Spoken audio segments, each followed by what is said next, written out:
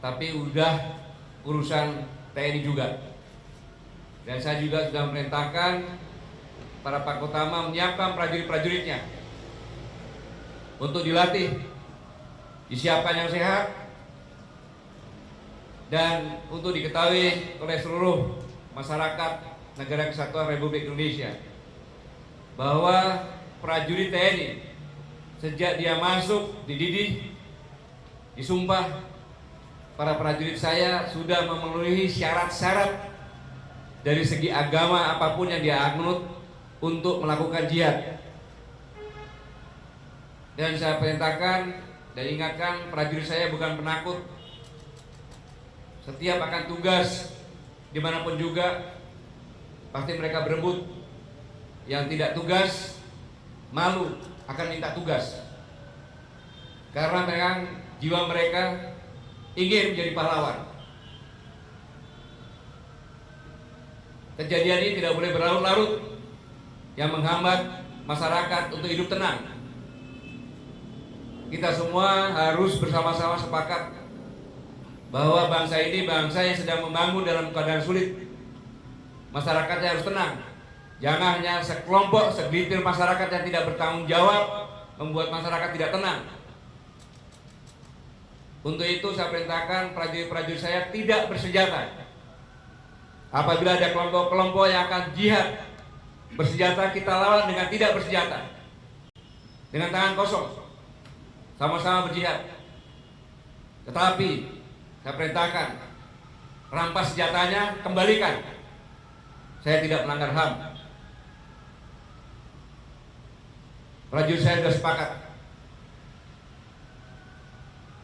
Tidak boleh negara ini hanya disibukkan hal-hal yang tidak. Dan yang diyakini oleh kita semuanya, undang-undang yang berlaku di Negara Kesatuan Republik Indonesia adalah undang-undang nasional. Tidak ada undang-undang lain. Dan saya yakinkan prajurit saya dimanapun juga sudah siap.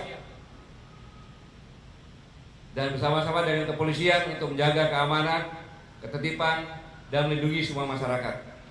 Ini yang saya perintahkan kepada seluruh para Pakotama. Terima kasih. Saya ingin menekankan bahwa sekali lagi untuk proses hukum, Saudara Basuki Cahayapurnama sudah mendekati tahap akhir. Paling lambat 2 minggu lagi kita akan serahkan kepada kejaksaan. Ini kita yakinkan kepada masyarakat. Sehingga kalau masih terjadi demo, apalagi menutup jalan lain-lain, saya yakin masyarakat juga semua cerdas, dan kita sudah dapat mendapatkan informasi ini sebetulnya bukan masalah berkas perkara atau proses hukumnya lagi yang dipermasalahkan, tapi ada upaya-upaya, rapat-rapat yang sudah kita pelajari dengan agenda-agenda politik lain, diantaranya adalah upaya untuk melakukan makar. Sehingga bila itu terjadi, kita akan lakukan tindakan tegas, dan kita sudah mencatat kita akan lakukan tindakan tegas sesuai aturan hukum yang berlaku. Saya yakin masyarakat Jakarta, masyarakat Indonesia cinta akan kedamaian, cinta akan ketentraman, dan cinta akan keamanan. Untuk itu saya kira kami sudah sepakat dengan Bapak Panglima, Polri dan TNI akan menjaga Jakarta, menjaga Indonesia, tidak ingin agar bangsa ini pecah. Terima kasih. Tito, intinya kan kasus ini tidak akan seramai seheboh ini, segenting ini mungkin istilah dari Panglima tadi.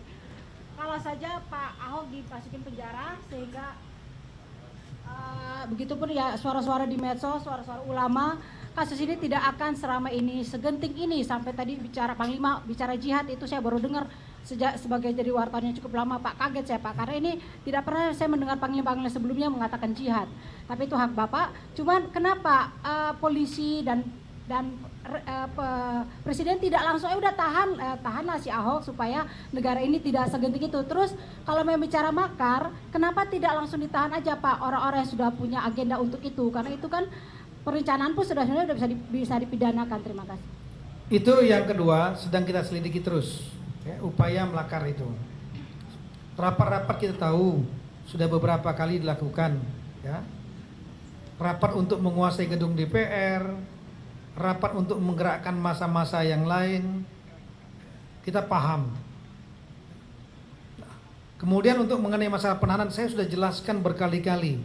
Waktu press release pertama pun sudah saya jelaskan bahwa untuk melakukan penahanan seseorang itu ada syarat dua, objektif dan subjektif. Syarat objektifnya adalah objek perkaranya telak itu dan mutlak memenuhi bukti-bukti yang sah sesuai 184 KUHP, 184 KUHP, telak dan mutlak.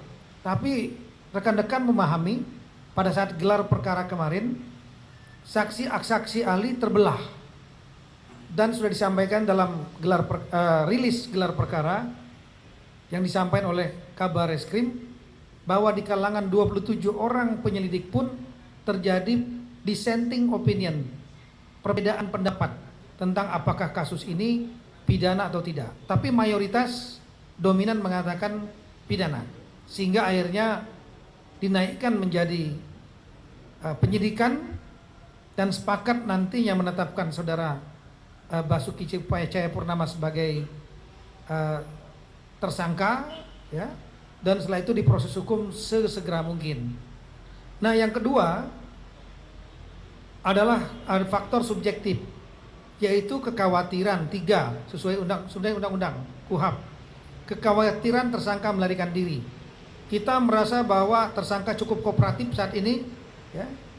Dia datang pada saat diperiksa pertama tanpa panggilan, yang kedua dengan panggilan datang, yang ketiga yang bersangkutan dalam proses sebagai cagup pada pilkada, kalau melarikan diri juga akan rugi sendiri. Tapi kita juga sudah mengantisipasi dengan melakukan pencegahan. Yang bersangkutan tidak boleh keluar negeri. Yang kedua, faktor subjektifnya adalah tidak adanya kekhawatiran tersangka menghilangkan barang bukti. Barang bukti yang paling utama yaitu rekaman video asli dan sudah diperiksa di laboratorium forensik sebagai video yang asli tanpa editan, ini sudah kita sita. Jadi sudah cukup barang buktinya. Yang ketiga, tersangka akan mengulangi pidananya. Kami belum melihat adanya pengulangan pidana penodaan agama dalam oleh yang bersangkutan. Nah, dengan dasar adanya dissenting opinion tersebut dan faktor-faktor subjektif yang tadi, tidak adanya kekhawatiran itu, kami penyidik berpendapat lebih baik tidak melakukan penahanan. Kenapa?